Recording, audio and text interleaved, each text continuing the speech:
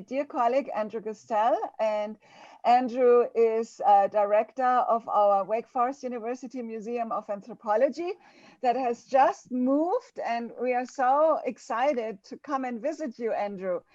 And can we visit? What's the status? Not yet. No, you cannot visit, unfortunately. Okay. We are located on, although we did move, we're still on the Wake Forest Renolda campus. And I guess, it's not like they have airtight security on campus. So you could definitely sneak onto campus and make your way to the museum. And if you ring the doorbell, I'm not going to turn you away, as long as you're wearing PPE, of course. But I wouldn't recommend it. Ideally, I believe that campus will likely be reopened to the public probably after the spring 2021 semester, I guess. So although we don't have an official word, we're hoping the museum reopens in the summer. Okay, yeah, thank you for that update. And also to continue my introduction of my colleague, as you all know, Andrew and his students organized one of those walk and learn events. And we found out that Andrew's grandmother, right, was actually a teacher. My great-grandmother. Great-grandmother, I'm sorry, was a teacher in the community where Andrew could also connect Moravian history to, and that was absolutely fascinating. And I have known for a while that Andrew is very, very interested in Reverend Kilbuck, who is a remarkable Moravian missionary because he is the first known American Indian missionary to other indigenous peoples. I would argue, and that gets us right into our work, that in my work with the Spring Place mission, very clearly the first convert there reached out to other Native women and Native peoples. So on some level, informally at least, she functioned like a Moravian missionary as well, although she never officially got the title. But so we can go a little bit deeper today, Andrew, with the background story for your exhibit. And another piece of the introduction is that some of you know that Andrew and I took students on the trail, the Northern Trail of Tears route from Cherokee, North Carolina, all the way to Tahlequah, the current headquarters of the Cherokee Nation. And as you all know, that is a very, very powerful part of Moravian history as well. And I'm very much looking forward to studying the most recent published volume. And again, congratulations to the Moravian Archives for having received that amazing recognition by the Cherokee Nation in terms of the award. So without further ado, I welcome you, and also two more colleagues. Grant is with us. Hello, hello. And hey. Hi, good to have you with us. And one other person just came in. Tom. Tom McCullough. Oh yeah, Tom. Okay, where's Tom? I can't see my gallery. So Tom, welcome. Good to have you with us. Our Bethlehem liaison with Riddick. And Andrew, take it away. Welcome. Thank you, Ulrike, for that wonderful introduction. And thank you to Eric Elliott for inviting me to speak at today's meeting. It's very nice to be with everyone today. Eric had asked that I speak a little bit more about the Becoming Moravian virtual exhibit that the Museum of Anthropology hosts on our website, and that I put together along with some of my students from a spring 2020 course, which seems like it happened 4 or 5 years ago and not 8 months ago. But it was a very enjoyable class, although it was really impacted by the pandemic. And this exhibit was really developed, throughout the pandemic alongside the conference itself. So it was kind of an interesting story of how it came into being. So when Eric asked me to speak a little bit more about that exhibit, I thought it might be interesting to walk through how that exhibit development process worked from my perspective, not as a curator, not as an expert in Moravian history myself, but in my perspective as a teacher, teaching my students how to think about material culture and how to think about how objects are used representationally. So I thought I'd talk a little bit of, not so much about my own lack of expertise in Moravian studies, but instead talk about how I was using the case study of Moravian missions to introduce my students to really interesting and engaging topics in anthropology and in museum studies more generally. So I hope that's okay. Without any further ado, I'll share my screen. Uh-oh, it's been disabled.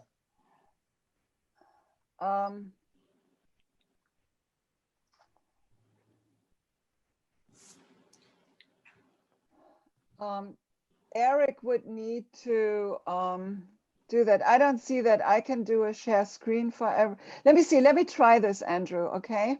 Okay. Can you make him also Co-host. co-host? Yeah. Well, I'm not sure that that Eric really made me co-host, but okay. I clicked on multiple participants can share simultaneously. So Yeah, here we go. I think it worked. It worked. Okay. Yeah. Okay. Thank you, everybody, for your support. I also feel like I feel completely naked on a Zoom call unless I'm talking to my PowerPoint. So apologies if you've seen so many PowerPoints over Zoom recently to add to that. But it's just, I'll get lost and my daughter will run in and I'll get distracted and I won't know where I am anymore. So I just decided to make a PowerPoint. So the exhibit was called, or is called, Becoming Moravian, and this was clearly intended to play off of the conference Becoming American. So the exhibit was actually developed before there was even any student involvement, which is a little bit different than how the Museum of Anthropology normally operates. Normally, our exhibit ideas are all generated by students, but in this case, Ulrike and Grant had approached me and asked if, since the museum does have these really amazing collections of objects that were collected by Moravian missionaries and then used in Moravian home communities, some here in Winston-Salem, that could we develop some kind of exhibit that spoke to these themes? So my first big red flag was like, well, we don't have anything from the right time period. Because I'm an archaeologist, I'm very sensitive that, you should only use things that are of the appropriate time period. I'm like, well, we don't really have anything from that early independence period, antebellum period, so can't help you. But then Ulrike was like, please just try to think a little more laterally. And is there anything that at least evokes the same themes, even if it's not the exact right decade?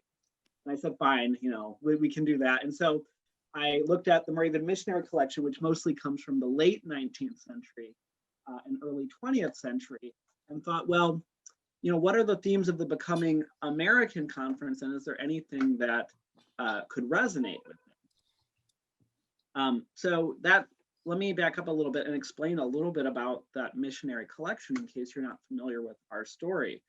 So the Museum of Anthropology was actually founded in 1963, but we didn't have permanent collections until 1977.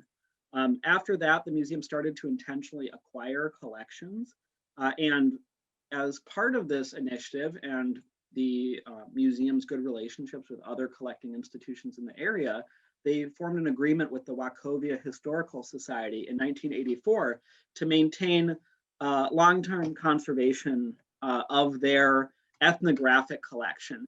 That is to say, the material that the Wachovia Historical Society collected that was not generated within Moravian communities, but were things that Moravians had gone out and acquired in other parts of the world and brought back for various reasons. A typical ethnographic collection of the late 19th and early 20th century. So that began in 1984, and then in 2004, that long-term loan was made officially a donation, or well, it was actually technically sold to the Museum of Anthropology. And so it's now formally acquired. And so Wake Forest University has ownership of this former collection that was managed by the Wachovia Historical Society. This collection is pretty interesting. It comes from Moravian mission sites from all over the world. There's at least a dozen mission sites represented here from about 9 or 10 countries. There's several hundred objects overall that are part of the missionary collection. And in general, they were all generated. That is to say, they were all acquired generally between the 1850s and 1950s. again, is pretty typical of most ethnographic collections. So that's one of the reasons I think that Ulrike and Grant reached out to me, was not because, even though we're such great collaborators, Ulrike, I think it was because you knew that this collection had a very specific connection to the theme of the conference and to Moravian studies generally. So when you asked me then to think about the theme, I was a little hesitant, but I looked at your guiding questions, right? And so this first quote is from the Becoming Moravian advertisement, that the questions this conference wanted to ask were, who were the Moravians' neighbors? Who did the neighbor include and exclude? How did Moravian communities envision their own role and responsibilities with neighbors, right? I'm like, okay, well, this is classic anthropological questions about the intersection between cultures and how new people come together to form new social formations, right? So and especially with the lens of being a neighbor, like long-term cohabitation. What does that really mean and look like in a historical lens? So thinking of this collection, I thought, what objects reflect that intersection of Moravians and non-Moravians? And why were these objects considered significant enough to be saved, to be collected, right? How did that kind of show, maybe analogous to that second question, who the neighbor included and excluded, what kind of objects were included in this representation of other cultures? And what kind of objects were excluded from that representation of other cultures? Why were these objects considered significant in the first place? And then how could these objects be used to characterize the cultures and mission fields? Like, how could these objects actually be used as evidence of interaction between Moravian cultures and non-Moravian cultures? So that's where I started with it. But I knew that, like all of the exhibits at the Museum of Anthropology, I'd have to get student buy-in on some level. And fortunately, I teach a class called Museum Anthropology, so I don't need to solicit buy-in. I can force buy-in, right? It's a wonderful ability I have as a professor. So it was very fortunate that, you know, just like things sometimes do, this request aligned with my periodic teaching of this upper level anthropology seminar, Museum Anthropology Anthro 305. It's capped at 16 students, and those students tend to all be upper level students, juniors or seniors. Most of them were anthropology majors or minors, but typically I get a smattering of history, art history, and education students also interested. So it's a pretty committed and very, a mix of students that are very committed to museum studies specifically, but very few knew anything about Moravian history specifically. So it was an interesting process to catch them up to speed. I've also included here my student learning outcomes for the course to kind of show you the general orientation of the course. It's very critically oriented. It's an upper level course that in some ways builds off of an introductory course I teach at Wake Forest. It's called Introduction to Museum Studies. That is not specifically about anthropology or about cultural interactions or cultural representation. It's more of a practical course about museum operation in many ways, but it certainly Don't show us any objects. Sorry, what's that? That's only supposed to be an hour. Oh, I'm not sure.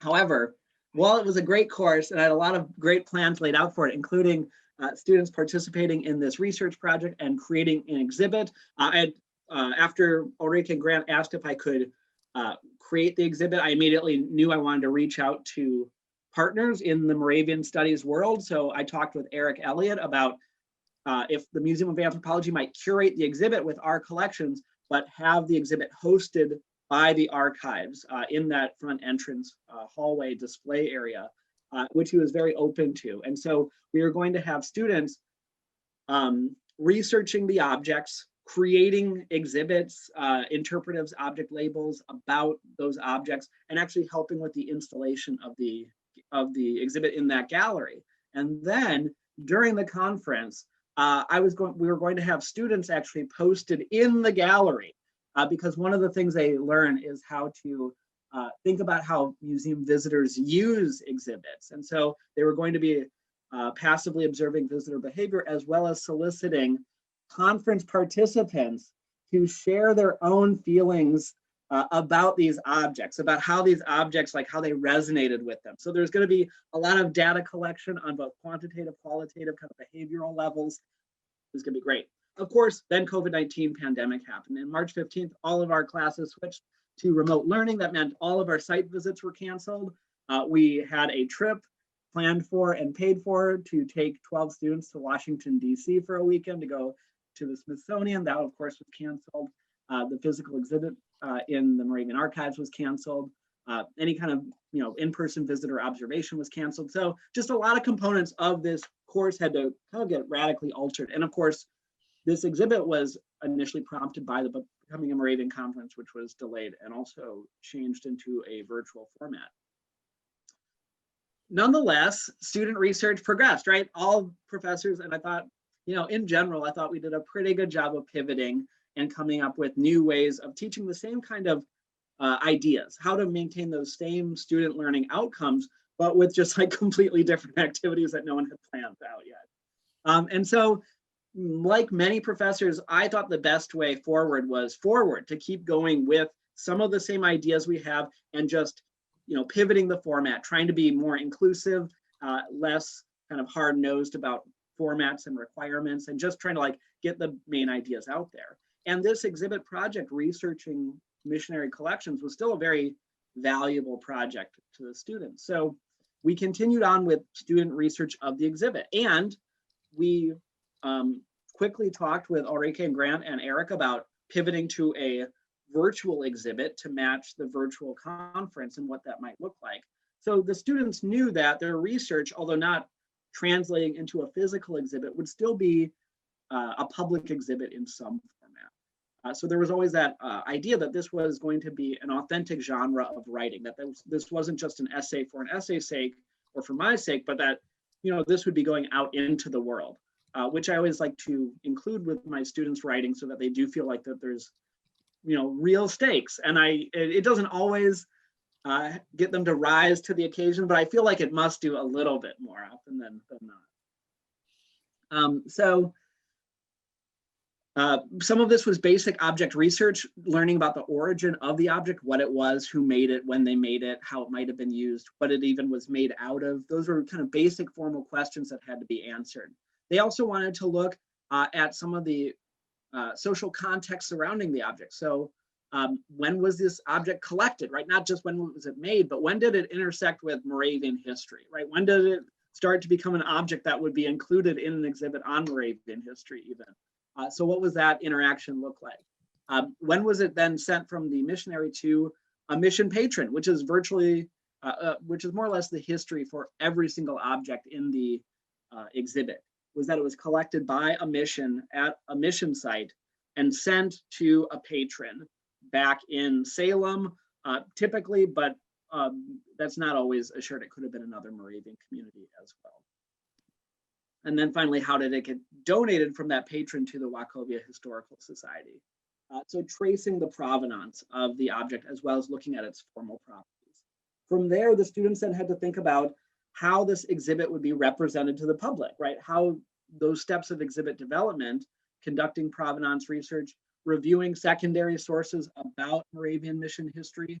One thing I will say, because although honestly, I might not even expect in this course for my students to be doing like primary source analysis, like reading the journals of Moravian missions, because the course is not, solely devoted to mission history.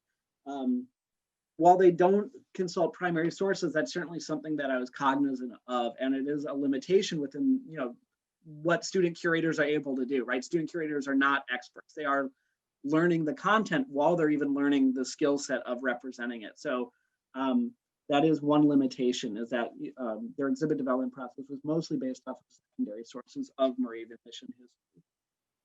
From there, they also then identified important themes that came up between the provenance research and how that connected to the secondary source research, right? What was the unique, interesting thing about these objects that made them singular, not just representative of missionary history generally, or even like baskets or arrowheads generally, but what was it about this one object and the specific people in history that it connected to? And then finally, they wrote the object labels that are in the exhibit. Those object labels are kind of a group collaborative effort. Everyone's responsible for one, but everyone edits everyone else's labels too. which is very true to the museum text writing process. So I thought that that was a good experience for them as well. In this exhibit development process, there were 4 main kind of concepts that came out of it that were really, I think, the crux of what this exhibit ended up being about and what the students got out of it. So the students learned how to conduct an object biography and what that concept means, to analogize objects as being like living things with life histories. They also learned formal analysis, which is a skill I impress in just about every single class I teach.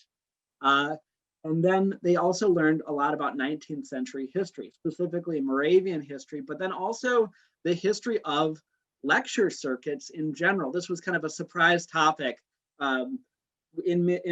especially in museum studies, where you don't really always control the content that your exhibit will be about.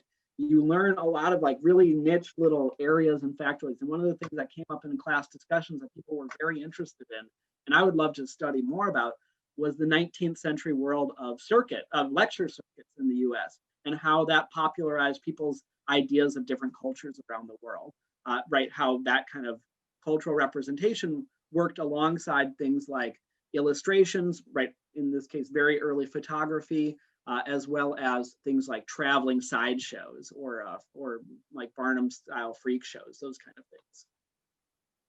And then finally, it connected, of course, to anthropology theory. This exhibit was all about cultures coming in contact and about material culture kind of transmitting between these boundaries. And so that relates to a lot of key anthropological theory, which is, of course, something we talked about extensively in the class. So the object biography theme is pretty straightforward. It's often just the same as tracing an object's provenance. The ownership of the object, who owned it, where it came from, how that ownership has changed. But the object biography concept is a little bit different in that it picks up on a patterized social lives of things idea, which is that objects are continually fluctuating in value.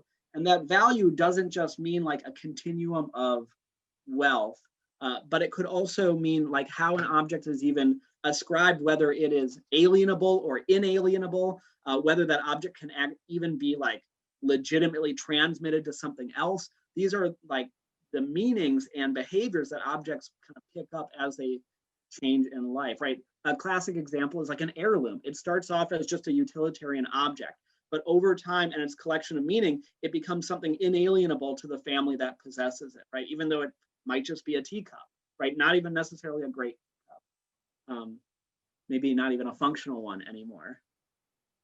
This related then to a lot of student conversations about the inflection points in meaning and how meaning is translated, right? Because even as objects acquire new meanings or new use context, they're still the same object. There is a chain of how that object got to being, and that chain, you know, doesn't it's a series of translations, right? Where meaning is kind of not transmitted whole cloth, but as new people acquire the object, the meaning is kind of distorted in that translation.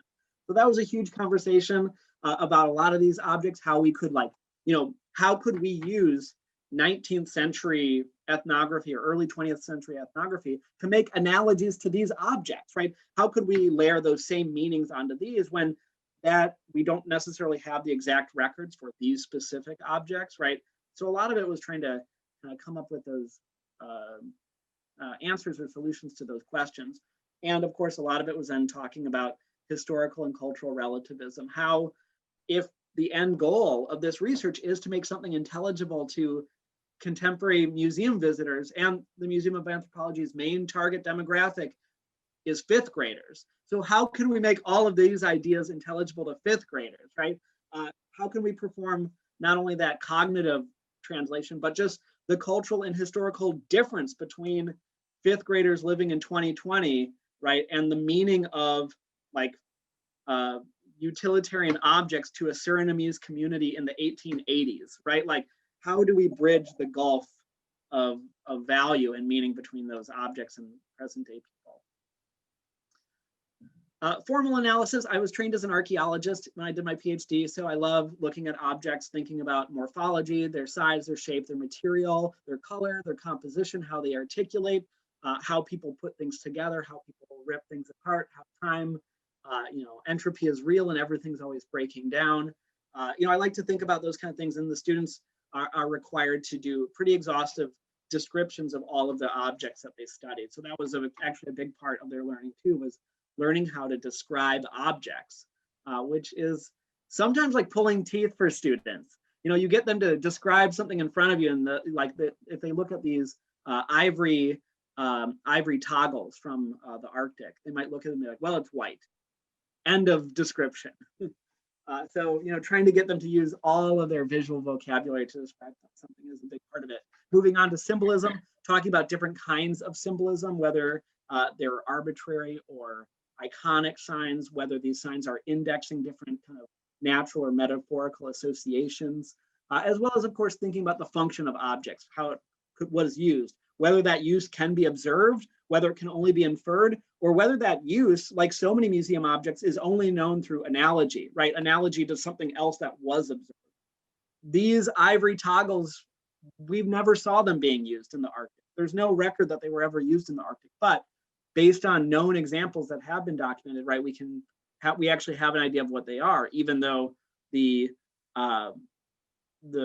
Moravian patron who owned these objects for decades had no idea what they were and didn't leave any record of them when she donated them to the Wachovia Historical Society. Of course, learning 19th century history was a big part of this project for the students. We learned a lot about the development of mission history first in the 18th century and Zinzendorf's influence on Moravian missionary activities generally. We learned a lot, although actually students already had a wealth of knowledge about the connection between Christian missions and European colonization.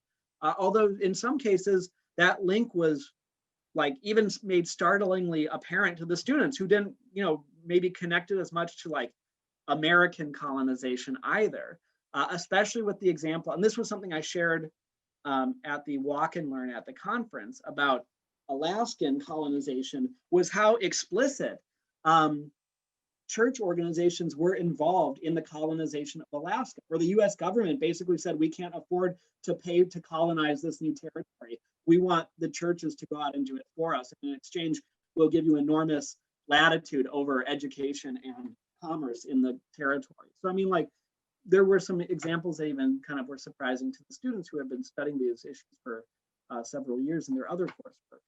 And finally, we talked about how missionary history is itself dynamic, and the 19th century was very long and saw a lot of changes in what missionary activity even meant, even within the Moravian conceptions of the goals or reasons to engage in missionary work. And this was one of the objects on display, right? Sometimes the objects are very literal. And for a club, I like to make the joke, it really hits you over the head with how this object was represented and viewed at the Wachovia Historical Society.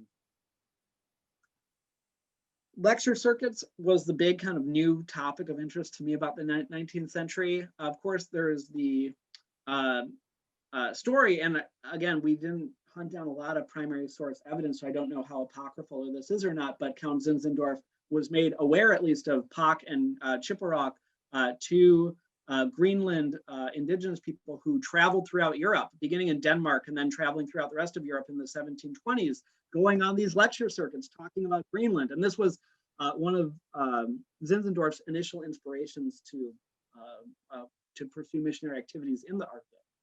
Of course, in the 19th century, in the 1830s in the US, the Lyceum movement was probably the most popular kind of lecture circuit around, although there are certainly others.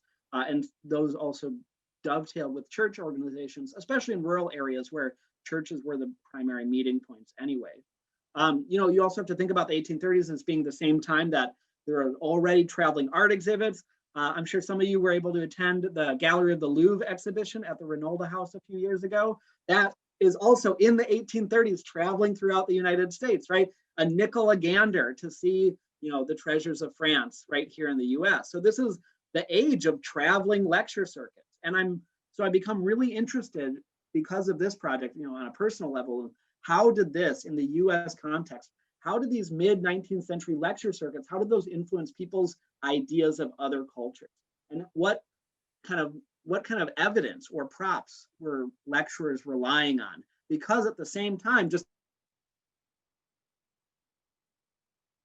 a decade later, the Traveling Curiosities exhibit of not just art, not just lectures of highbrow things, but now just showing like exotica from around the world, frauds even from around the world. So there's a lot of really interesting display conventions that are happening concurrently with Moravian missionaries bringing back objects and then lecturing about their experiences in communities back in Pennsylvania, in North Carolina, and elsewhere. So, and of course, this is an anthropology course, so we talked a lot about anthropological theory. We talked a lot about kind of rote economic theory, like technology transfer.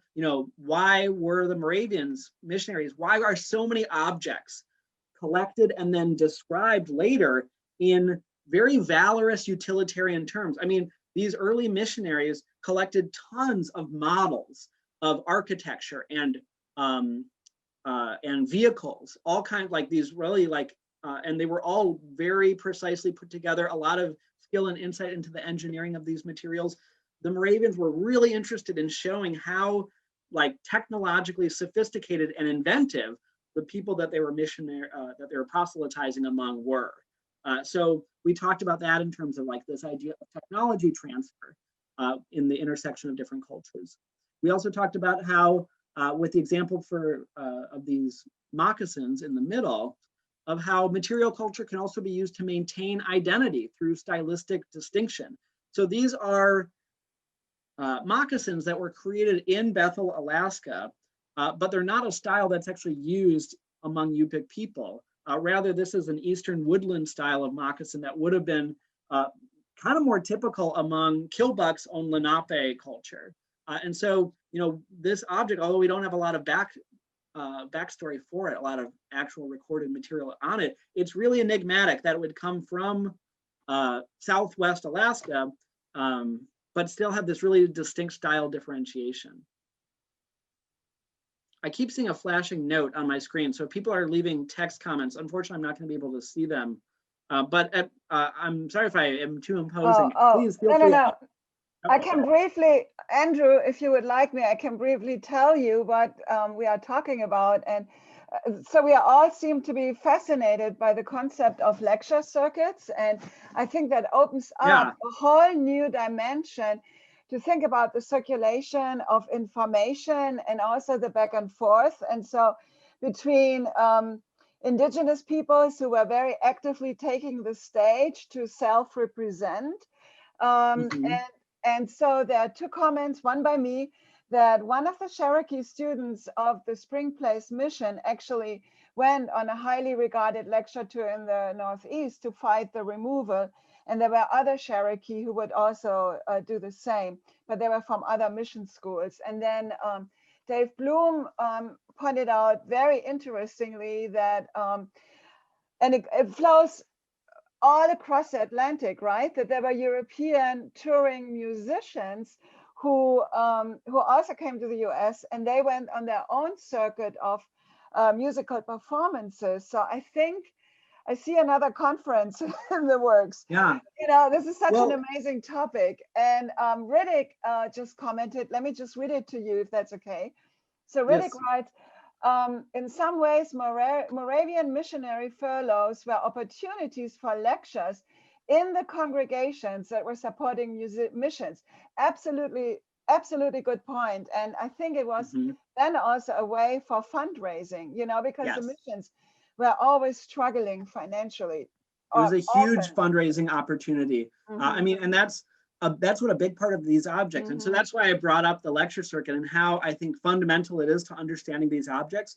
These objects were not just, random samples of the material culture of the people they lived among. These were carefully chosen objects that they knew would be representational objects used as props in lectures. I mean, so like these were very carefully selected and curated objects even before they left the mission field.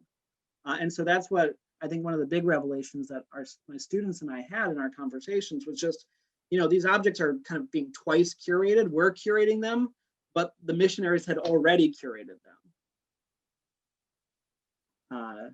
Well, thank you for those comments. And I think you're exactly right that, the furloughs were a really important opportunity for the circulation of knowledge and that those lectures happened in this context of just lectures being one of the, a dominant form of both information sharing and entertainment in the 19th century. Yes, and my comment is, I'm sorry about the typo, but I also know that indigenous peoples developed a whole new class of objects that were not for use within the community, but created as a kind of gift exchange. And it also reminds me of, another walk and learn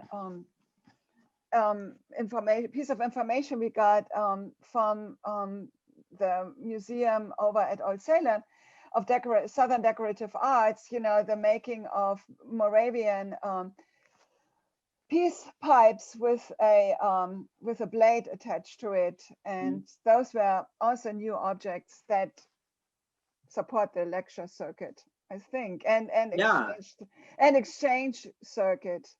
And it's interesting how a lot of these objects, show not just their intended audience, but they show that third theme that came up in anthropological theory of assimilation, about how much cultural change is encoded in these objects, even though in some level the objects are being paraded out as representative of this other culture.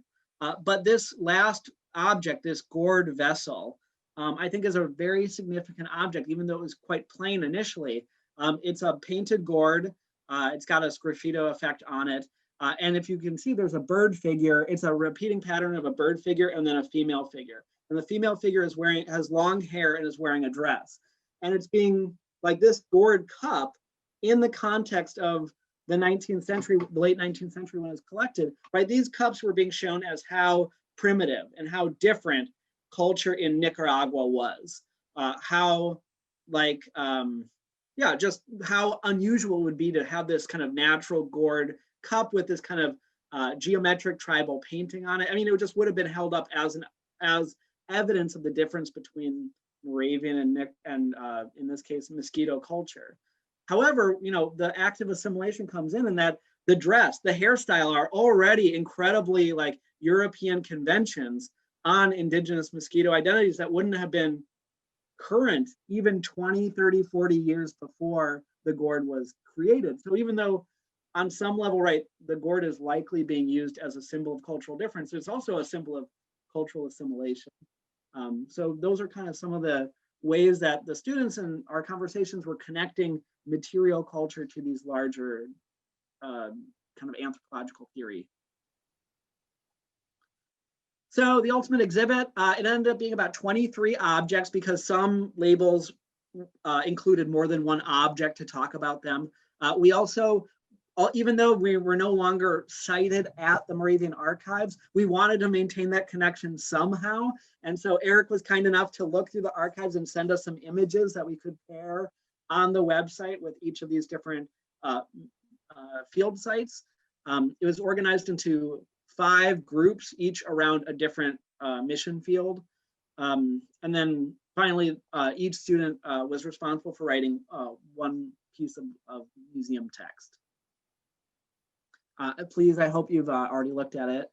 Future research, certainly primary source analysis of missionary motivations for collecting would be huge. Right now, it's a lot of inference and guesswork because the students didn't do that, right? They didn't go through, missionary logs from, Otto Tank in Suriname, looking at his, they didn't read his German handwriting to figure it out.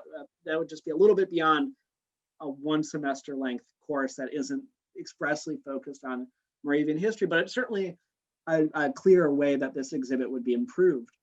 Some other research would be, one thing that we noticed was this preponderance of model building, especially around Arctic architecture. And again, this fascination with the technology of Arctic people specifically. Part of it is the extreme environment that Arctic people live in, and that there is a lot of technological, specific kinds of technology that are adapted to this environment that I'm sure in the 18th and 19th century were revolutionary, to Europeans. So I think that represents some of the fascination, but I would love to know more about what that connection is. Again, looking at motivations for collecting. And then finally, this is something I've shared with a few people. But in researching this, we found that the museum has two objects. One is this basket, the other is a star-shaped mat made out of strung tamarind seeds that come from Jamaica. Tamarind is not a native tree to Jamaica. It was brought by the Dutch in the 18th century from Indonesia. And so it does not have a long history in the Caribbean at all. So like the use of tamarind seeds wouldn't be, an ancient practice going back generations. It would have to be something, created during the colonial period, during the period of the slavery as well. But in doing this, we got really interested in these tamarind seeds because we think this might be the oldest example of tamarind seed strung art that still exists. This is a very popular tourist craft today. If you go, I wouldn't recommend it right now, but if you go on a cruise ship and it ports in the Caribbean and you get off the boat, there'll be vendors selling all kinds of necklaces, including this tamarind seed strung art. And so it's just really significant that we can't find any references to this art form before the 1960s, really. But we do have this material evidence of these little baskets and, my last page, this star mat. It doesn't say thank you on it. I added that for this presentation. But the star mat are both from the 1890s and I think represent one of the first known instances of this art form. Whether it has a clear Moravian origin, I mean, the fantasy is that maybe this art form originated in a mission school, right, as part of the kind of handicrafts curriculum. I don't know. There's certainly no evidence for that yet, but it's like an interesting question that I certainly want to explore more. Well, thank you for having me in your Moravian Studies group. I hope this was illuminating about how the exhibit got put together and what the students were kind of getting out of this experience. Well, thank you so much, Andrew. Very stimulating as always. And I wish we could have heard your lecture during the conference. I'm glad we could follow up with it. You gave us a lot to think about, and I would unpack the term assimilation and look at it as a developing language, a cross-cultural communication. And certainly the idea of lecture circuit is very rich and interesting. So let's kind of see where our group today wants to take this. So that I open the floor as today's moderator to invite comments and questions by our audience. Yes, Grant. So Andrew, I had a question about anthropology in general. So the beginnings of the study of anthropology and how the Moravians played a role in that development. It seems like I remember, and I was searching online about this because I worked with Old Salem early on at Wake Forest, like around 2010, on a document that a student of ours was translating, and it was talking about the collections that Moravian missionaries had, and they were gathering these collections, I believe, at a location in Kassel, Germany. And the article suggested that the Moravians were very influential in the beginning of anthropological studies in general. And I was just wondering if you have heard anything about that. I tried to find this during the conference, and again, your talk, and then I got busy and I didn't follow through with this. So I'm just wondering if you know anything about that, or if you, I don't know anything about the Moravians specifically, but it certainly wouldn't be out of line with the general development of anthropology as a discipline. So anthropology came out of museums. I mean, it started as a way of studying museum collections before it started as a way of studying actual people. And so because of that connection with, collecting and European cabinet culture and all of that preceded the 19th century, anthropology as a discipline didn't coalesce until the 1870s, which is pretty late for a lot of even social sciences. Sociology was already developed decades before that. So it's, I mean, it's certainly possible, I would say. And certainly the Moravians, one of the interesting things, and I'm not a scholar of mission history, but one of the interesting things I I look at especially when I look at the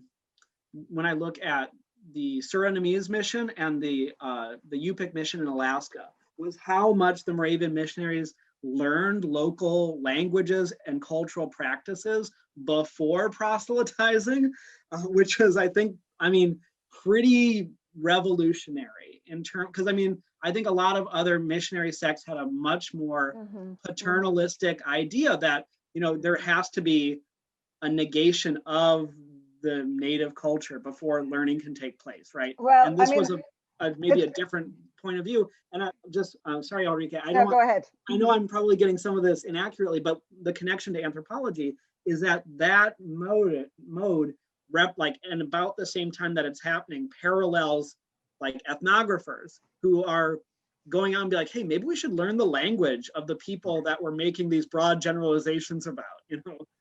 So I mean, like, it's kind of happening in parallel, so it could definitely be related. Well, I mean, the Jesuits were very well known for immersing themselves in culture. So there is a strong Catholic tradition of doing that, and other missionaries also learned the languages. And I think another conference here to really find out about the uniqueness of the Moravian mission concept, because it was really very interesting and it was different from other concepts. So you're right in that. So definitely a question to pursue. There is a comment from Thomas. Let's kind of see. Thomas, feel free to also share with us without a chat. It seems like a long. Sure. I don't know how good my sound is. Thank you very much, Andrew, for your presentation.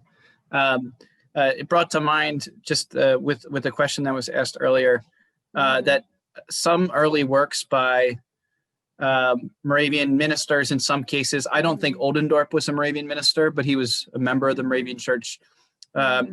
He wrote a like 1,000-page text about peoples of the Caribbean region. And David Krantz wrote about Greenland, and Loskiel wrote about North America.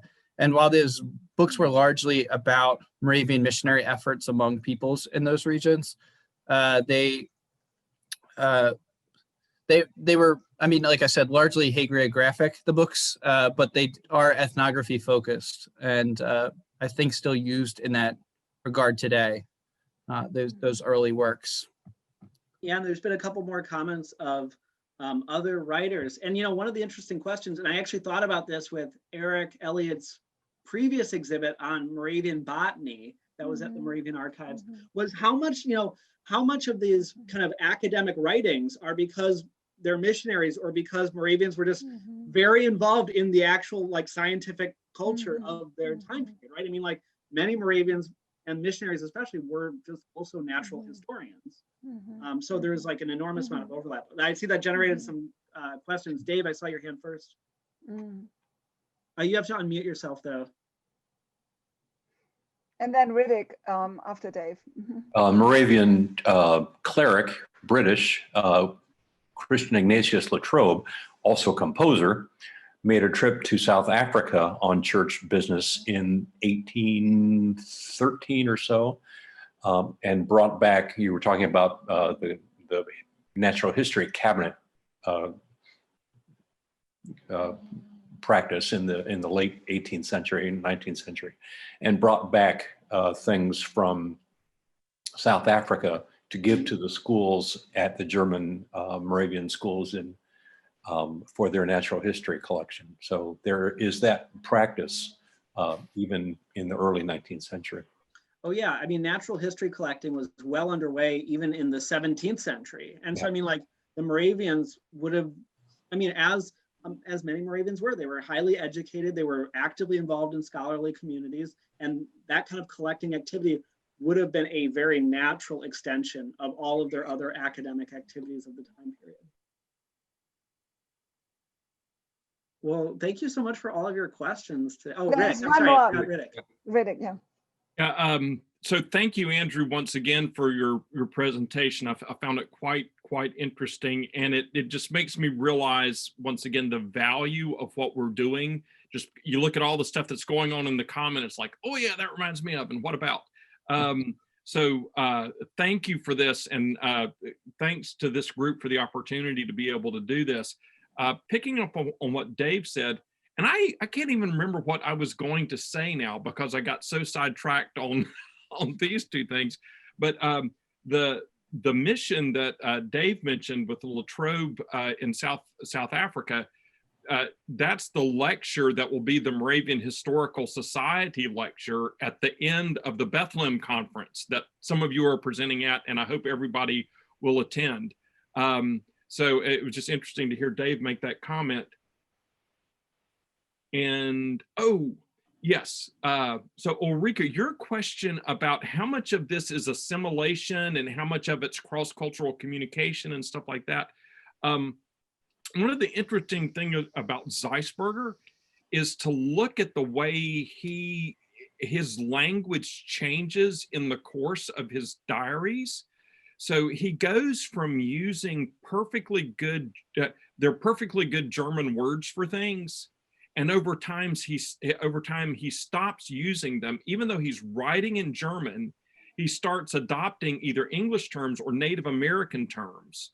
And in the context of the American Revolution, when this is actually happening, to watch those linguistics changes happening is just fascinating. So the last thing I want to say is that was what I actually wanted to say. I'm an ENFP in case nobody's realized it. This concern for Moravians for the natural world, I have said for about a decade, we need to have a Moravians, and I used to think it was the Sciences Conference, but I think it really needs to be Moravians in the natural world, because personally, I think part of what's missing from our theology is a serious theology of creation. But I think we've lived out a theology of creation over the centuries, going back at least to Comenius. But then you look at all the concern for the natural world that so many missionaries expressed. I think this would be a fascinating, fascinating thing to explore, and would really like to put some time and effort into that. Yeah, I mean, I have the secret theory about your last point that it might have to do with German sensibilities, because, you know, the forestry was already so well developed, and there's this deep embedment in still foraging and all of that. But that would definitely be a wonderful point to make. And we have a colleague in the religion department, Luke Johnston, who is very interested in that piece of Moravian care for the environment. And I agree with you, that's a big one. And to tie the other comment back to Andrew's point, you know, that David Zeisberger shifted in his linguistic fields would be fascinating to connect with Andrew, your point about connecting primary sources with the history and life of objects. And I think that is an unbelievably rich area to explore. And that I would loop also to my point that as assimilation, I have the suspicion, having done so much work in American Indian studies, that assimilation is not helpful anymore. Maybe as a concept, maybe it was helpful in the 80s and 90s, but I think when you study this and you show that to us with your objects, Andrew, is I think what we really see an emerging new language in which two different cultures communicate with each other. And everybody is changed in the process. Assimilation means, you know, you become similar to one culture or another. But I think we don't have much of a vocabulary to really talk about the emergence of a new entanglement that is unheard of, like with your gourd, you know, and that to me is so interesting to think about. That's a good point. I mean, certainly the term like hybridity is often used for that kind of idea. I suppose, you know, and though I certainly, you know, it could be framed more inclusive and to acknowledge the role of, you know, the kind of the role of indigenous influence on Moravian culture, right? That it wasn't a one-way street, certainly. But I think, you know, one of the things that the students were certainly most interested in were the coercive effects of colonialism, which a lot of missionary activities took place under. And they really did see it as kind of coercive assimilation. So I totally hear what you're saying, but from the student point of view, I mean, it was very like laser focused on this kind of one-way coercion towards, you know, changing cultural norms. And I mean, I know that that's not a completely nuanced view, and certainly, you know, contemporary scholarship is more expansive of that. Yeah, but that is certainly, I mean, it was probably more narrow what we actually talked about in class. And that work has to be done, you know, to bring in the question of power and coercion and destruction, of sovereignty. That is part of that, absolutely.